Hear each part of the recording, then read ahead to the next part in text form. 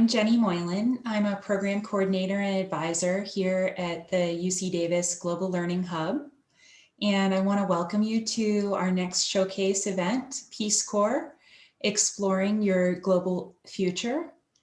I want to let you know that this meeting's being recorded and we will share it on our UC Davis Global Career Development Series page. I just put the link to that in the chat. For today, you can put your questions in the chat if you have any. Sometimes we use the Q&A, but today we're going to use the chat for all your questions.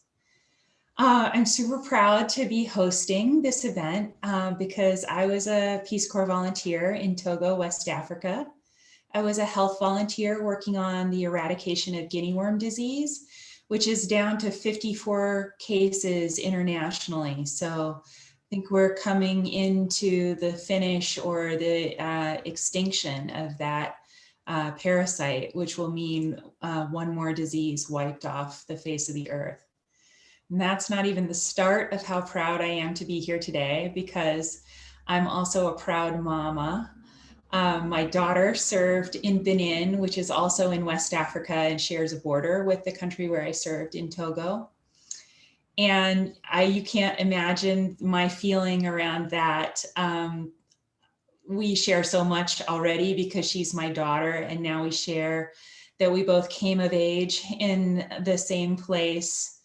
I had the feeling that I would never have to worry about her again because she would find her people and find her questions and find out what she was made of. I got to visit her there and meet her Beninese colleagues and tell them that like my next stop was Togo to visit my old colleagues. So assure them that this was a lifelong thing, that Alice would also be back to visit, that they would be lifelong friends as well as colleagues while she was there. So now I'm going to pass the mic to John Keller, who's our Sacramento area recruiter, who will give us some more additional introductions. Absolutely. So thank you, Jenny. My name is John Keller. I was a Peace Corps volunteer in Ethiopia from 2016 to 2018. I was an education volunteer there. I'm just going to lay down the rundown for what we're going to be doing today. I will be giving a short informational session. We don't expect you to know a ton about Peace Corps at the beginning, so hopefully you will get to know a little bit in the first about 10 to 15 minutes here. I'm going to go through a PowerPoint about what it means to be a Peace Corps volunteer. After those 10 to 15 minutes, we're going to go into a panel led by Rachel Satow. She is the UC San Diego recruiter and also a Peace Corps volunteer herself. We are going to ask that if you have questions, that's great. Ask them in the chat. We'll always have a recruiter in the chat answering questions. So why don't I let Rachel introduce herself here first. Hi, everyone. Thank you so much, John and Jennifer. Hi, everyone. My name is Rachel, and I'm also a returned Peace Corps volunteer. I served in the beautiful land of Nepal from 2015 to 2017 as a health extension volunteer. And currently, I'm a recruiter based here in San Diego and for UCSD students. So very happy to be here. Okay, sounds good. So I will try and get through this relatively quickly. I'm going to go through a ton of information very quickly, and I also talk fast. So if you have questions, ask them in the chat. Rachel will interrupt me if I miss some super pertinent information, but we really want to focus on our panelists here. So I'm just kind of trying to give you the basic background of what it means to be a volunteer, and then we'll get to who we're focusing on. That's our panelist. So Thomas is having technical difficulties. He may or may not be joining us, but he's just here to help out with the chat. So Rachel and I will be in the chat no matter what today. If you see at the bottom, you can go to this link. We'll post it throughout a few times. So that's just a registration link that you can click on to register with Peace Corps. There's going to be kind of a lot of, I don't know, different links for different things today. So you're going to have the session evaluation, we'll explain them all. But that's for our system. We'll also have your information too from getting on this session. You kind of select, do you want information about Peace Corps? So you already selected yes or no. This is just kind of in addition to that. Okay, so without further ado, I will try and get through this as quickly but as informatively as possible. There's a long history between Peace Corps and the UC system. Since 1961, there have been 11,785 graduates of the UC system that have served in the Peace Corps. That's a crazy number. So that is kind of just incredible there. All time UC Berkeley is #1.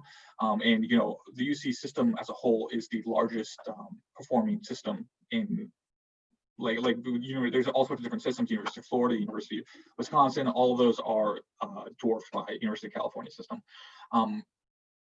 And so, yeah, that's a little bit about the Peace Corps and the UC system.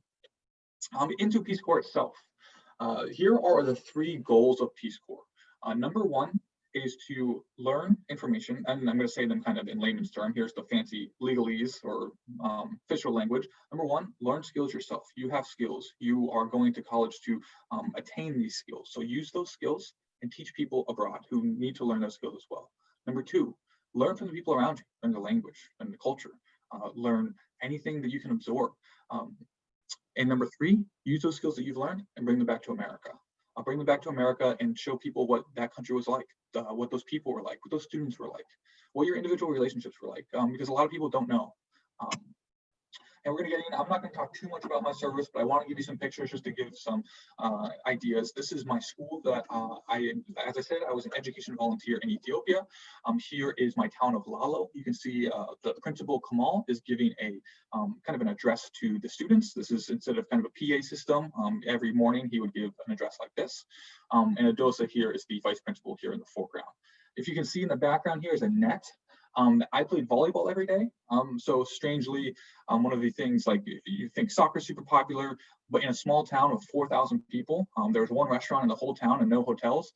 Volleyball, super popular. I played every single day. I know it's real small there, but that's the net that we played on. So I will keep going there. And like I said, I'll reiterate this a few times. If you have questions, ask them in the chat. Rachel will try to get to them as quickly as possible. If she can't, then I will get to them later. So yes, we will keep going. Let's talk about the elephant in the room, right? Peace Corps and COVID-19. Right now, there are no Peace Corps volunteers in the field. There were 7,500 out in over 60 different countries back in March. We brought them all back. That is for the volunteer safety. We have a reentry team and a reentry plan that is looking to get volunteers back in the field. Our timeline is about March. We have some plans we have some pilot programs going on and some other things going on, but that is our timeline. Our applications are unaffected because from when you apply to when you leave is 6 to 9 months. So that's one thing where you can still apply kind of normally. The way the applications are affected, the timeline isn't affected, but how you apply is affected. Normally you can apply to a specific country. Now you can't do that. You can only apply to a region. And the reason being is that we don't know which countries will be certified right away. So like, let's say you're really interested in Peru, sounds good, write that in your application, but you can only apply to South America because maybe Peru won't get recertified right away. Maybe we have to send you to Ecuador. So we want to have you qualified for a region rather than just a country, so that we can get you out as quickly and safely as possible. And I'll talk about the other way to apply to. You can still apply to serve anywhere. So yes, here is a picture from my town. This was a community-sponsored hike up that mountain. And I think this is part of my third goal. I had a lot of ideas about what Ethiopia is and was before I went there. I lived in the rainforest. And that's one thing that I never thought of before going there. As you can see, it's muddy, it rained every day. Here's a little bit about the program areas of concentration. You're going to hear a lot more about this from our panelists, so I won't get too in depth about them. But here are the 6 different sectors. Most of the time, you're kind of being a teacher in that field.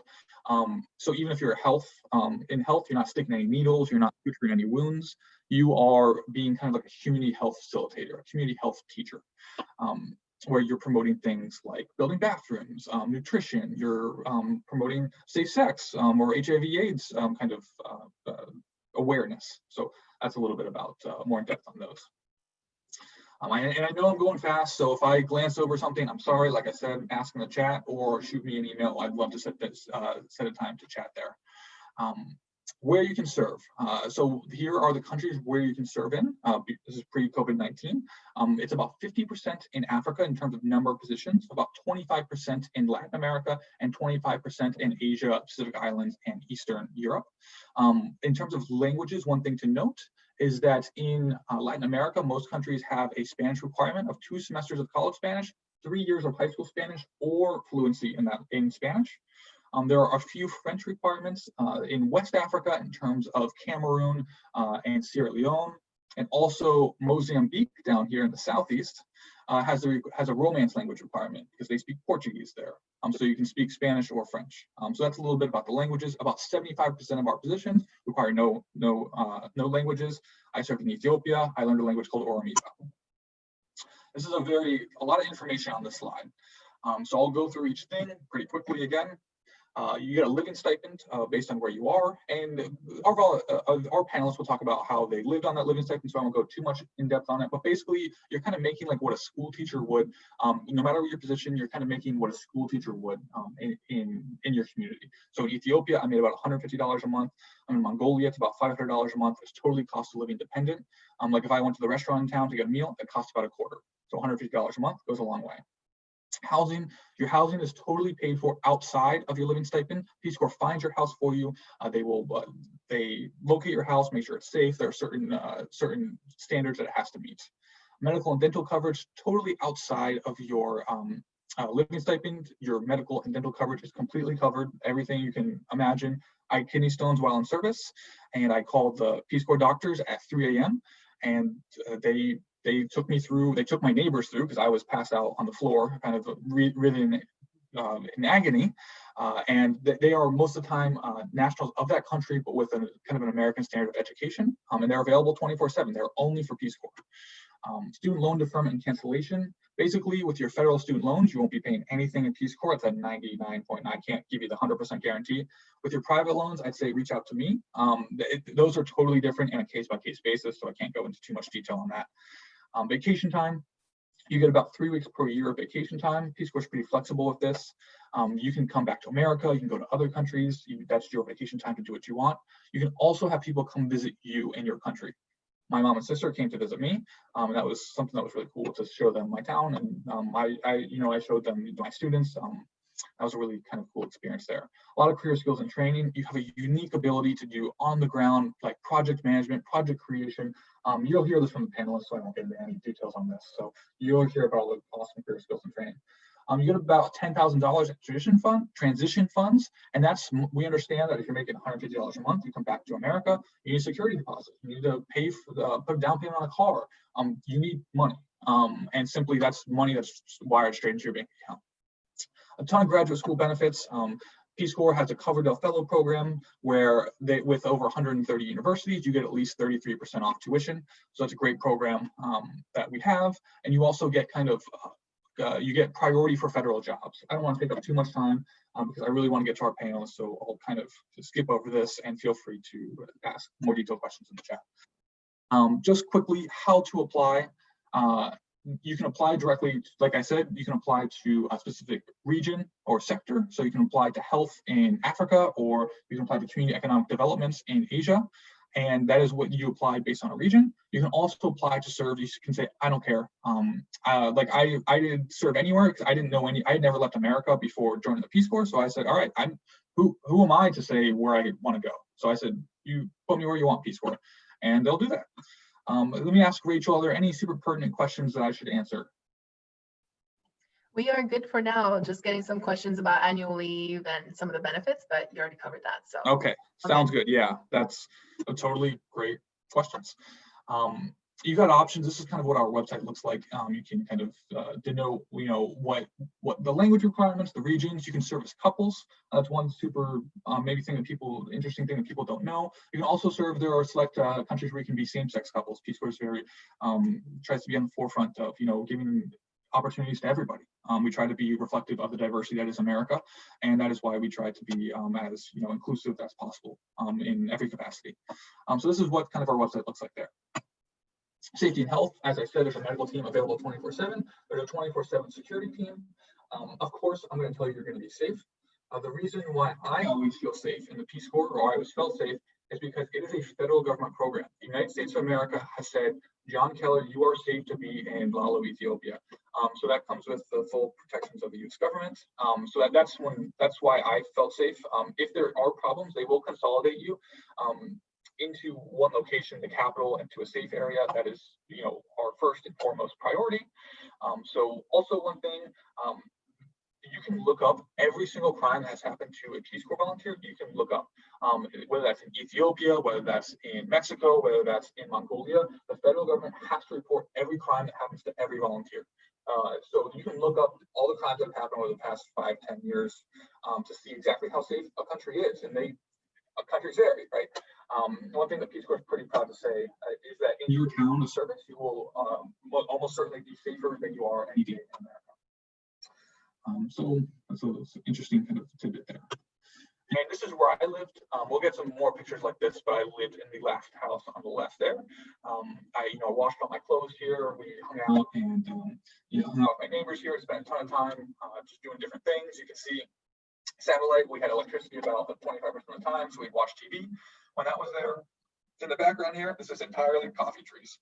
I would drink 5 to 6 cups a day. Ethiopia has a long history of drinking coffee, and ingrained in the culture. And like when I was there, and I still do drink it like water. So that's one really cool thing about living in Ethiopia. One thing to know: it's never too late to be a volunteer. If you find your dream job right now, awesome, great. 5 to 10 years, Peace Corps here. If you find your dream job and it's 20 years, Peace Corps here.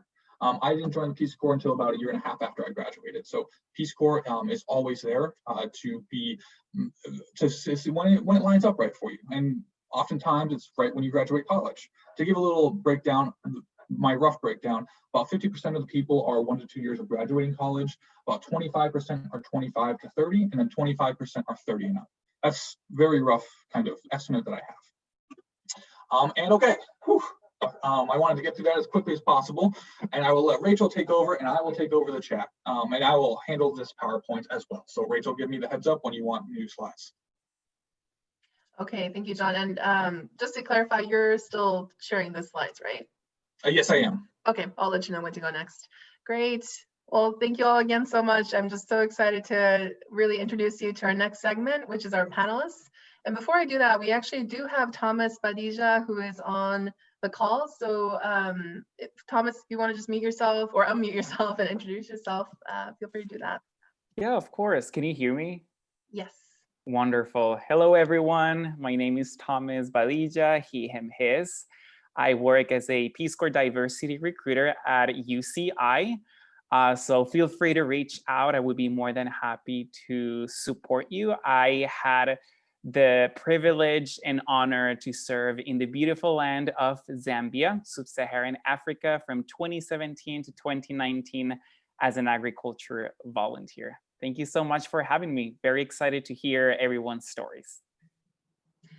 Thank you so much, Thomas. And again, I understand that we have about 40 minutes during this session, but as John mentioned earlier, for those of you who might have questions regarding the application process and what John covered in the first segment of this presentation, myself, John, and Thomas will be online on Zoom even after that 1 hour mark, so we can definitely answer more questions for you. And for now, I would love to direct your attention to the panelists that we have. We have 3 amazing folks on this call today. We have Amanda Nguyen, Claudia Coleman, and Joseph Rosa. And really, if any of you do have any questions directing to either specifically to one panelist or to all 3 of them, please do utilize the chat box on this Zoom. If you do want to remain anonymous, then you can also private message Thomas or John, and they can also ask the questions to the panelists at that time. So with that said, I guess first off, we'll start off with Amanda Nguyen, and if you would like to just kind of tell us who you are, your background with Peace Corps, what type of projects that you carried out, and perhaps we could use about three minutes of your time for this. Okay, great. Hi, everyone. My name is Amanda. I served in Botswana, which is in Southern Africa, from the years 2017 to 2019, where I was a health and HIV/AIDS volunteer. In Botswana, all of the Peace Corps volunteers were engaged in some way in mitigating the effects of HIV/AIDS in the country. More specifically, I was paired with local nonprofits where worked hand in hand with counterparts to implement programs, and then did some capacity building pieces in organizational development. So prior to Peace Corps, I graduated with my MPH in global health from Emory. And then before that, I was a graduate from UC Irvine in public health policy and political science. These pictures here, you can see my host family, the top left picture. Those are my two host sisters. And then this was actually towards the end of my service where I went to visit them before I left. And one of my host sisters just had a new baby, which you can see. The bottom left picture was one of the projects that I implemented. It was called Grassroots Soccer, where it was a lot of HIV prevention and awareness, gender-based violence curriculum, utilizing soccer and games to kind of teach these life skills. And it was with middle school to high school age students. One of the kind of secondary projects I did was actually teaching yoga to preschool children. One of the nonprofits I was paired with had a preschool program in the mornings, and I thought it would be really fun to teach yoga and do like breathing exercises. It was great to practice my Setswana, which is the local language in the country. And it was a joy. And then the bottom right picture, you can see these were my coworkers at my other nonprofit I was paired with. And this was, I think, about my last day in town before I closed of service. Great pictures, Amanda, and so cool to hear how you incorporated yoga and all these other after-school activities with your projects too. And now we have Claudio Coleman. Hi everyone, my name is Claudio. I served in Panama as a water sanitation and hygiene facilitator, but my service was ended early because of the COVID-19 pandemic. I was assigned to 2 rural communities in Panama, and the primary objective was to expand an aqueduct from one community to the other. So that became my primary project. And so if you see on the bottom right photo, that's where we were doing some surveying using water level. But as WASH volunteers, we also do health promotion. So on the top photo there, you see me talking about STDs, and that was part of like a broader talk of safe sex. But yeah, so prior to Peace Corps, I studied at UC San Diego. I got a degree in environmental engineering. And also before Peace Corps, I did a lot of volunteer work here in the greater San Diego community, principally with the refugee community. Awesome, Claudio. One thing to note about Claudio, he was an awesome student that was expressing his interest in Peace Corps, and really cool to see you on this side of having that experience that you had in Panama. So thank you so much for being here, Claudio. And moving on forward, we have Joseph Rosa.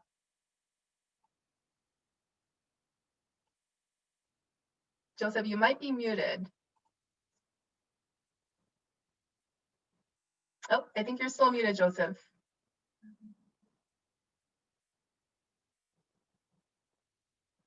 We still can't hear you. Do you have the mute button?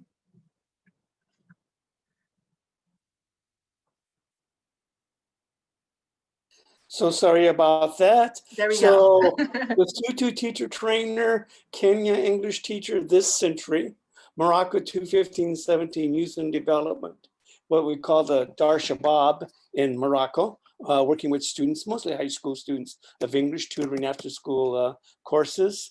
And in Mexico for 1 year as a teacher support at a mining institute, college, Mining Institute College in Hidalgo, called Zimapan. And that was for 1 year. And all of it has been in education. So my background is teaching here in the United States, linguistics, TESOL, and let me see. The pictures, that's Dia de los Muertos, my favorite day. It's at a college, a technical college where I worked at. They started out very early in the morning, and it took about 9 or 10 more hours for them to put up the displays. This is just part of it. They were all over the place, down the halls, and some of them began at 2, 3, 4 o'clock in the morning, the previous morning. The middle one is teachers, some of the teachers at the institute where I taught, and the bottom one is in Morocco, although it got complicated in Morocco because at the last minute, I was going to be assigned to one area, and because of security reasons, they closed down that area. sent out to another area about 45 minutes from there. But anyway, the first one I was going to be assigned to was a institute in what's it called, Rishadia, which was about 45 minutes from my douar, the area out in the country I was located. And I taught English, basically reading and writing for academic purposes for PhD students at the institute. And the bottom left was Eleni. She was there 1 year before and left after 1 year, my first year there. And that's Zayed. She was part of the family. And pizza night, they love to make pizzas. So again, Lesotho and Kenya were very, very different from the Morocco and Mexico. But I'm probably, unless you have questions about Lesotho and Kenya, but I'm going to focus more if you have questions on Morocco and Mexico, because obviously that's more relevant to the students, to you here. Thank you so much, Joseph. And I think it just is fascinating to see how you served in 4 different countries.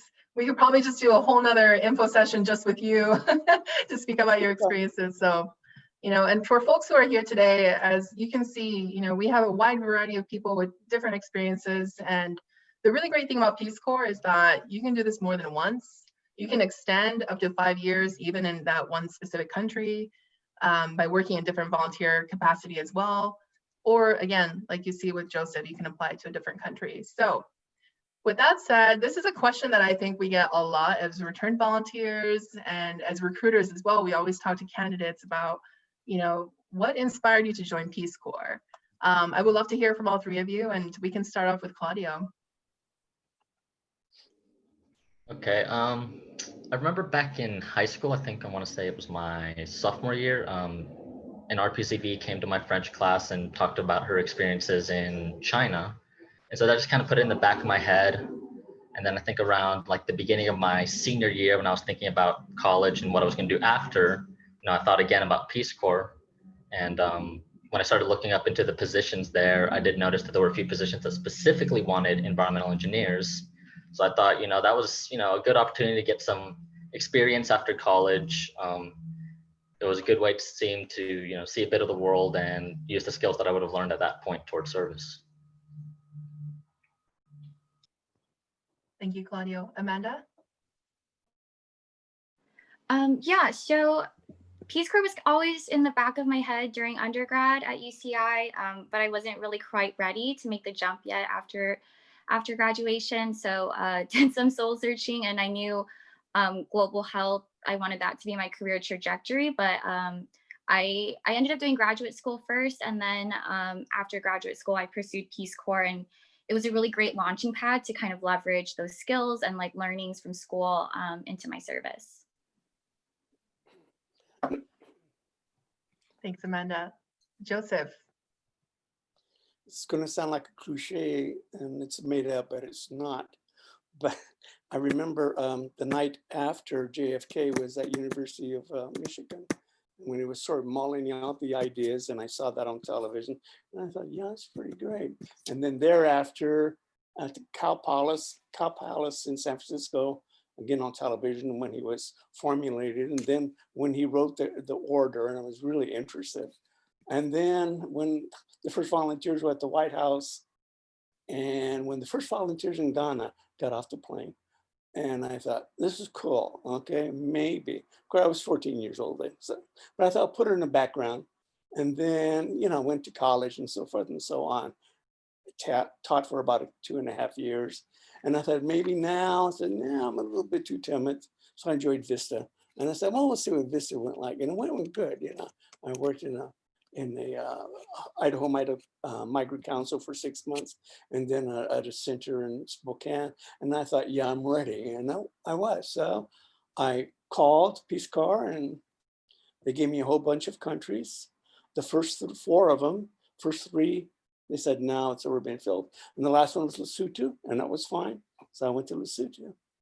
And that's what inspired me, believe it or not. It was JFK. So that speech that JFK delivered in Ann Arbor, it was actually, I believe, October 13th or the 14th, and we just hit our 60th anniversary of that speech. So Very cool to hear that. And yes, it's such an inspirational speech. For those of you who might be interested, if you look on YouTube, you can put in Peace Corps and you'll find that speech there. And moving on, as we all know, Peace Corps service has a very special place in many of our hearts. We are entering into a brand new community that we may have never came across before if it really weren't for a Peace Corps service. And as you think back to your time as a volunteer, who would you say made the biggest impact on your service, whether that be a community member or host family or coworker? Amanda, we can start off with you. Sure.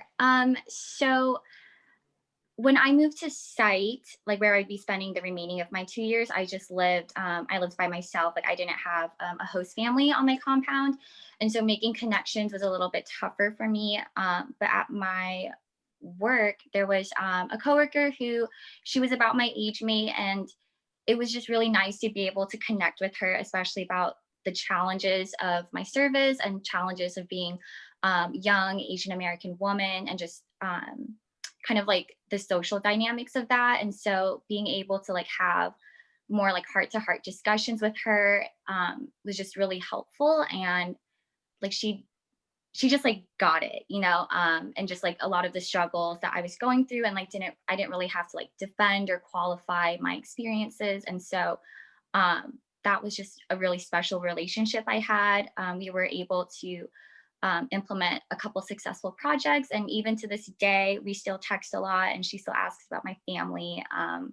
And so she probably had a really big impact on my service and life now. That's so good to hear that you're still keeping in touch too. That's great. Joseph?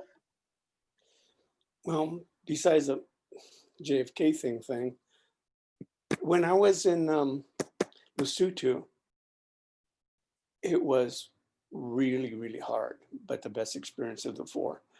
But anyway, I asked one of my student teachers. We were an extremely, extremely isolated part of Lesotho. Even Peace Corps office had no idea where I was at, or some of the other volunteers. It was that type. But anyway, I asked one of my teachers why he chose to go out in such an extreme area of Lesotho to teach, to do his student teaching stint. And the reason for me, he looked at me and says, because I love my country. And that really stuck with me all these years. And he's one of the best teachers I've ever, student taught or taught before. And I'll never forget Matuani Hassan saying that. In Morocco, there were 2 volunteers who were my cohorts, and they were very, very, very good in what they did, and working with the families and with the people in their communities. And I admired them a lot, and I'm still in touch with them. One of them was Eleni, who was there 1 year at Afus before I was, and 1 year after. So there are others, there are many others, but for Morocco and for Lesotho, those are the ones I would pick for motivation, for admiration too. Great. Thank you so much, Joseph. How about you, Claudio? I would probably have to say my counterpart, Bernardino. He took his role as counterpart very seriously. All of the counterparts, at least in Panama, they go to Panama City first, before we go to our sites. They come and collect the volunteers for their communities. And Peace Corps actually gives them like information sessions, to teach them, about like who the volunteers are and like certain things to know. And so he did take close attention to that information. He was very a supportive ally of the volunteers. For example, like Peace Corps tells them like a lot of the white volunteers don't like being called gringos, for example, just call them by their names. And so I remember when I was visiting his family, he was telling them all that information as well. And I thought that was really cool. And as a work partner, he was a member of he was the secretary of our water committee, and he was very diligent. He took a lot of notes. The community looked up to him as a leader, and yeah, it was a good work partner to have. That's so great to hear, Claudio. And on that note, I did want to mention that Peace Corps does arrange community counterparts or government counterparts for Peace Corps volunteers to work with.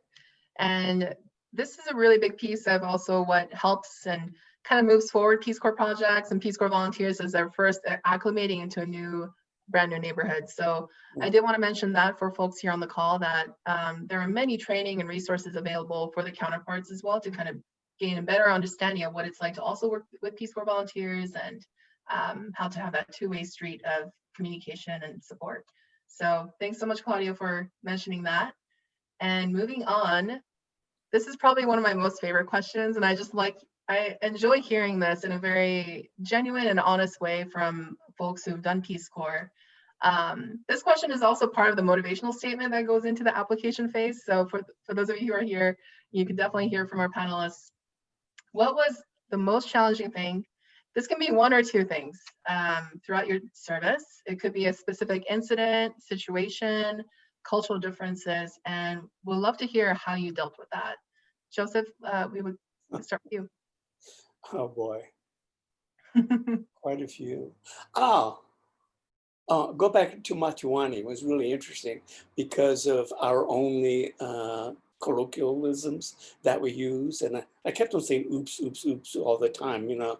And then finally it comes around and it says, but Joseph, what does this oops mean?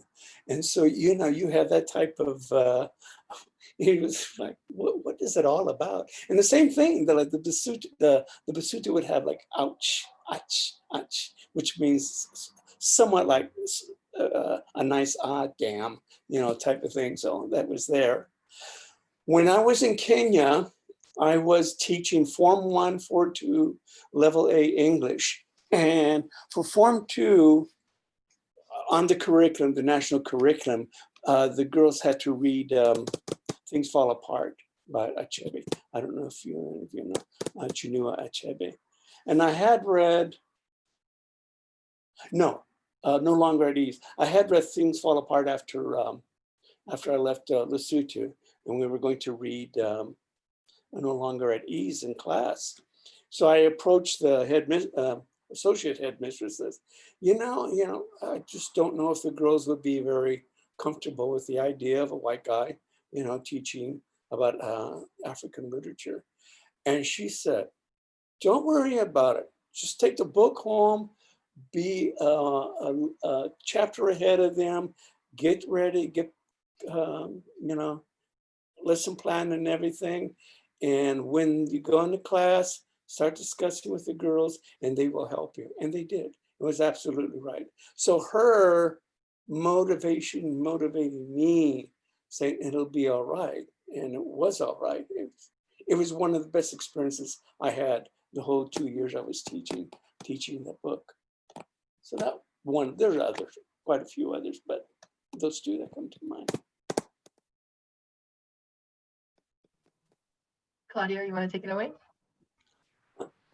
All right. I would say probably the greatest difficulty that I just, you know, chronically had to deal with was probably, you know, not being white.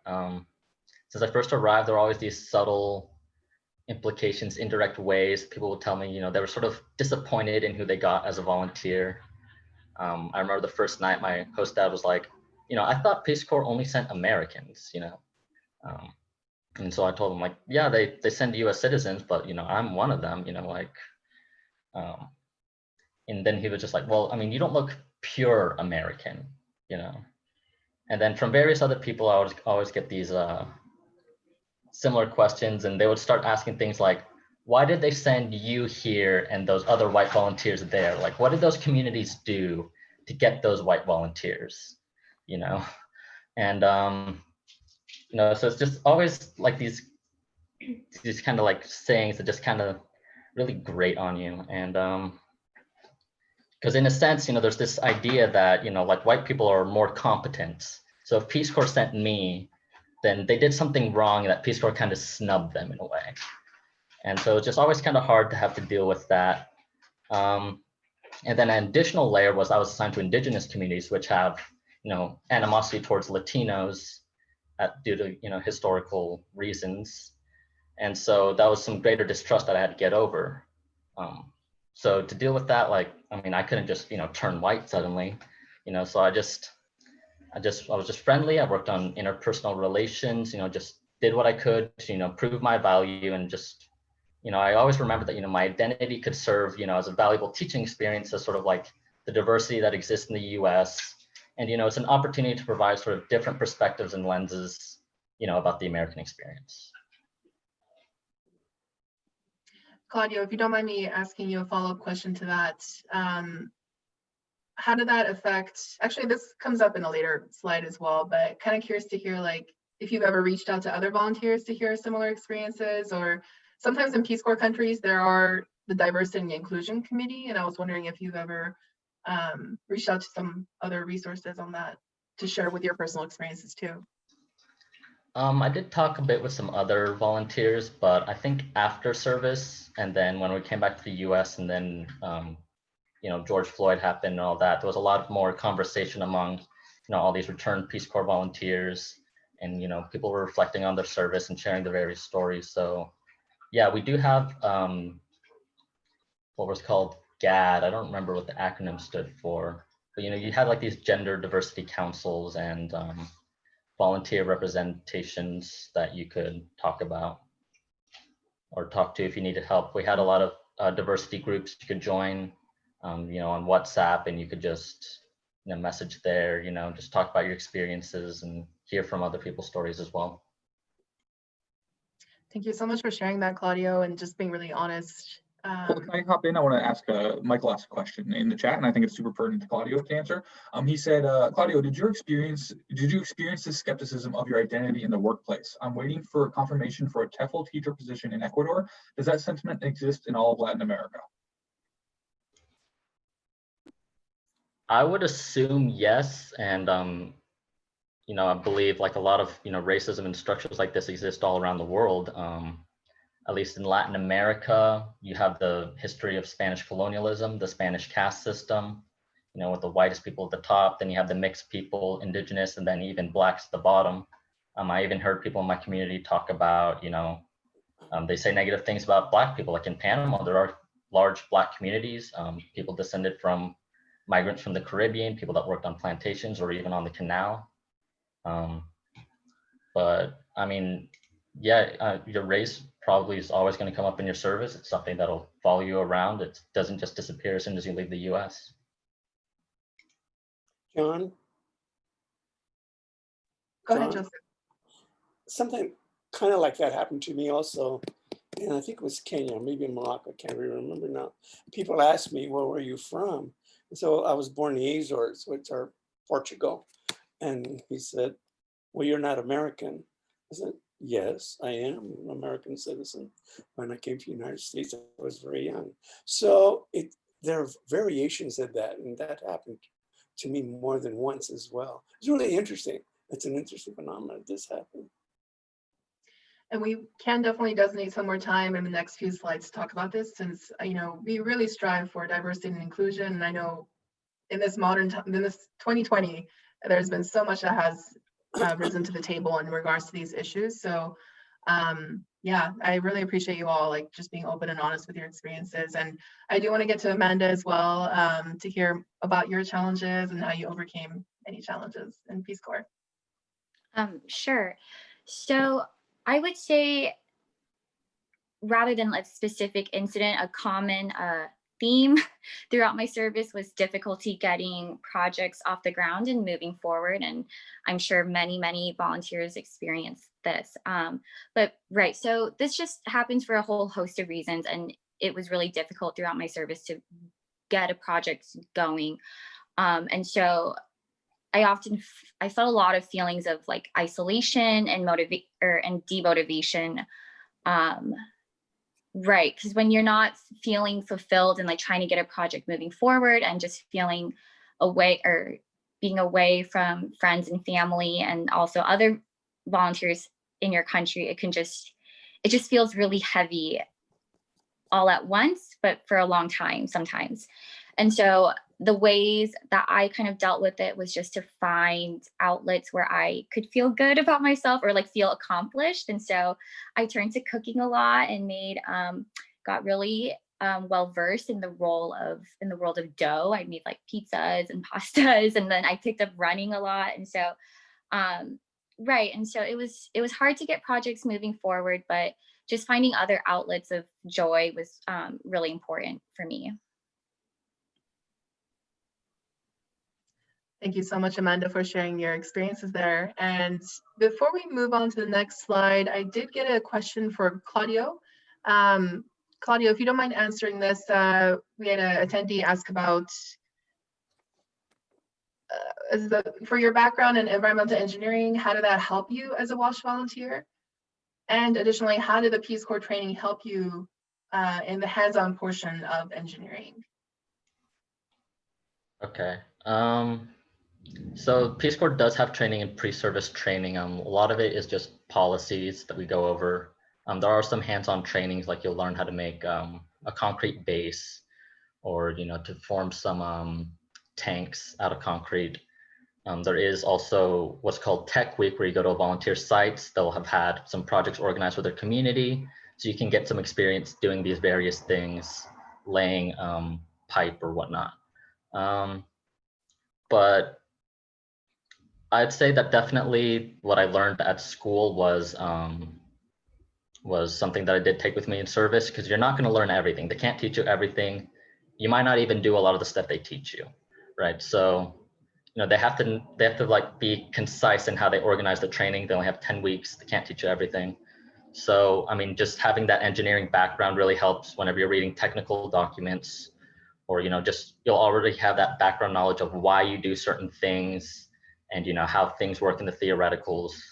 And if you do analysis as well, once you get all your information in, then having that engineering background just makes it that much easier. Great, thanks, Claudio. And I definitely encourage all attendees today, if you have any additional questions for our panelists, please do keep them coming in the chat box.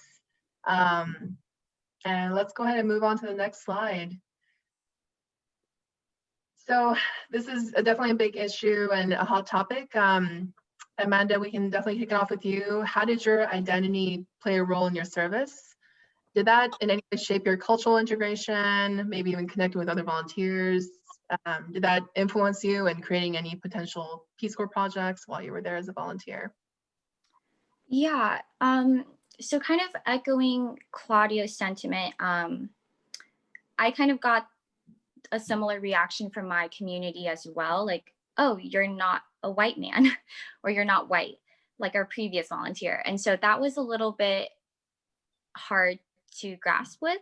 And so also in addition to that, in Botswana, there's a sizable Chinese community, and like my family's from Vietnam. And so oftentimes going out to the grocery store, walking to work, getting called China a lot is really hard and really taxing to hear all the time. And depending on like my mindset, sometimes I was able to like engage with that person and have like a deeper conversation about like the cultural diversity of America and like where my family was from, and kind of have indulge in that kind of conversation. And some days I like wasn't about it, and it was really hard.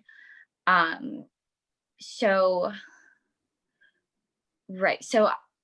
my service was shaped by me being a young Vietnamese American woman. And also similar, I think you asked Claudio this question, there were also, we had a diversity committee, and then more informally, we created like a WhatsApp group with other Asian American volunteers in the country. And so it was really nice to kind of have a space and an outlet to talk about experiences and also kind of strategies on like how to cope with these situations.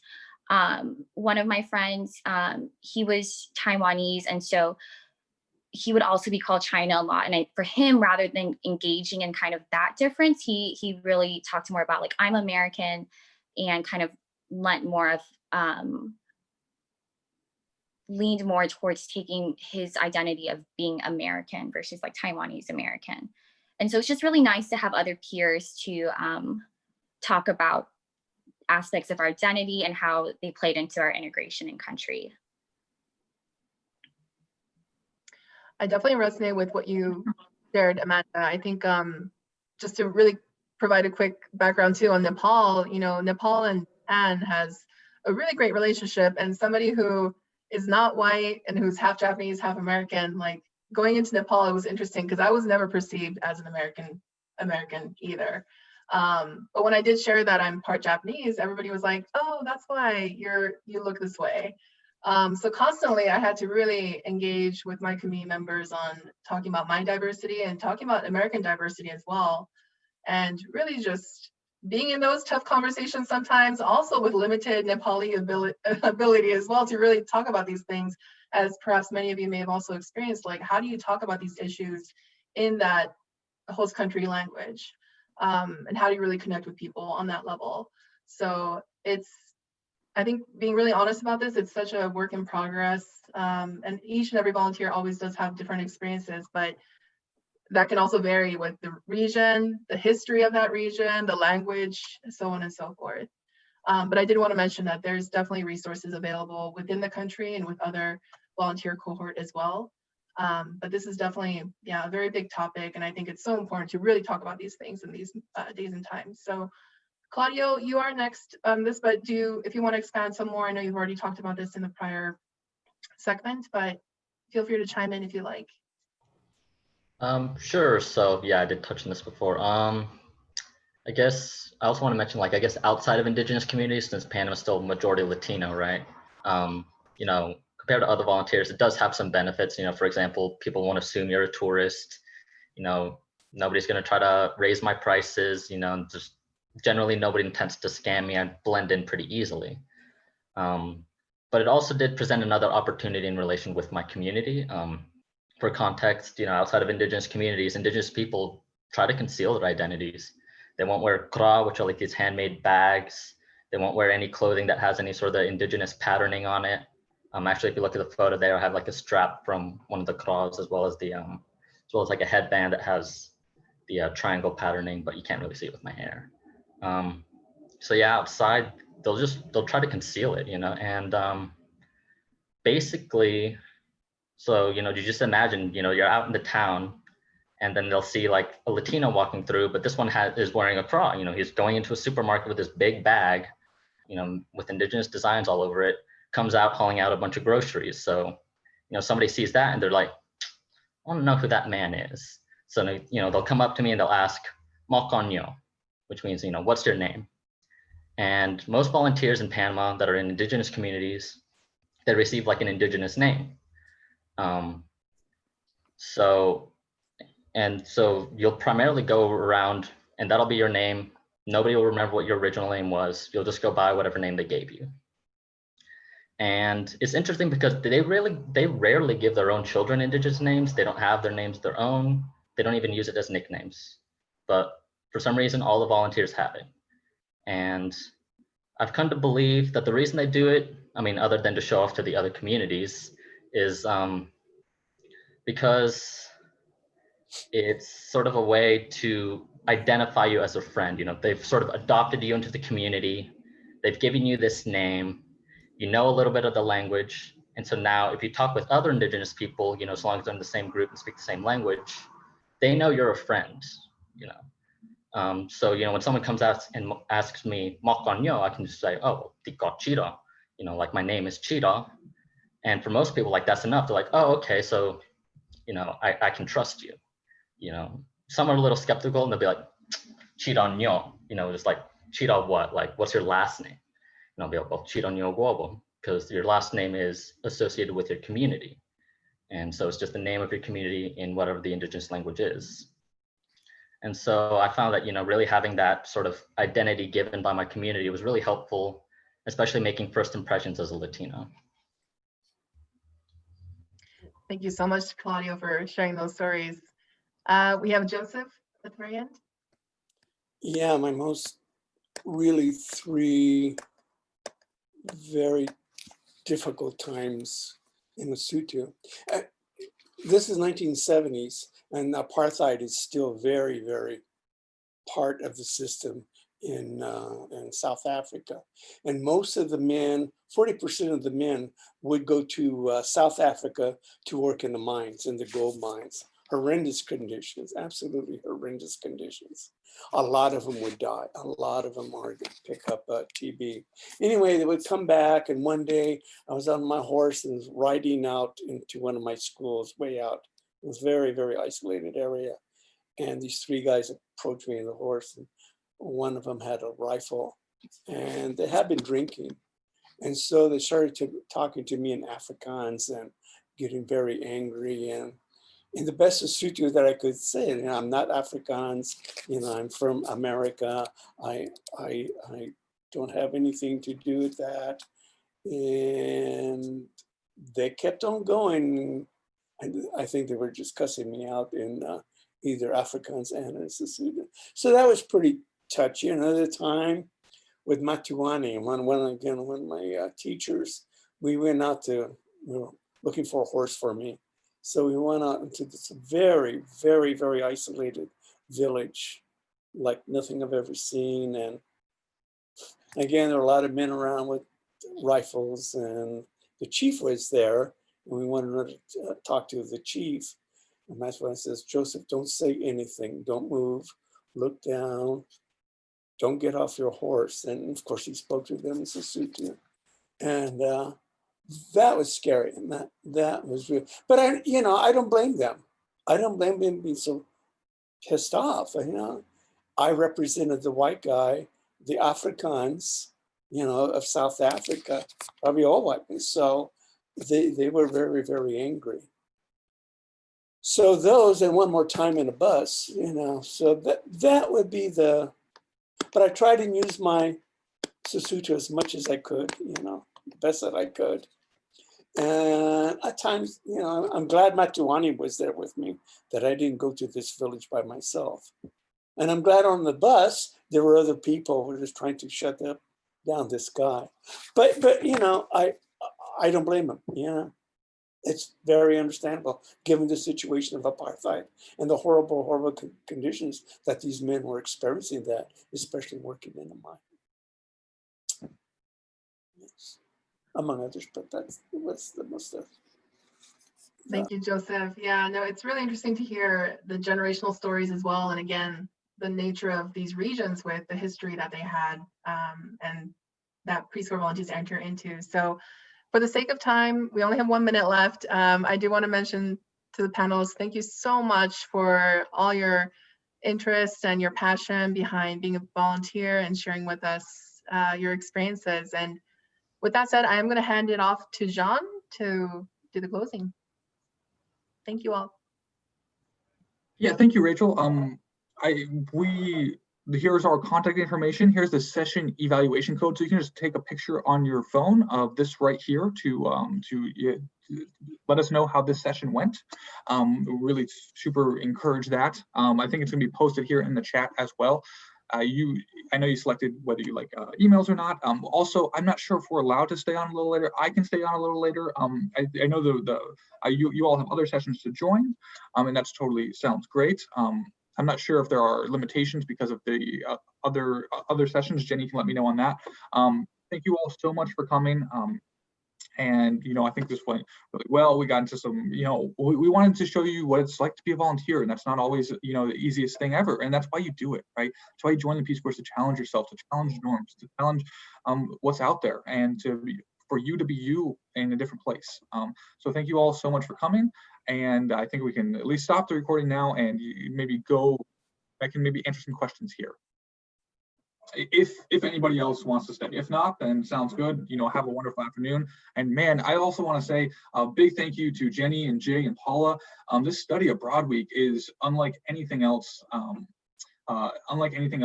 At any universities that I think any of us cover. So they did put on a ton of work for this, and we really want to give our praise and thanks for giving us this platform to inform you all about the Peace Corps. So thank you so much. Yeah, thank you to the recruiters and to the panelists. I really appreciate everyone's service, and I know that you've been instrumental in spreading peace and freedom throughout the world. So I really want to recognize both your efforts today and your service. So thank you, everyone. I'm gonna stop the recording, but like John said, he'll stick around for individual questions. And thank you to the panelists too. I think I mentioned it earlier, but I want to make sure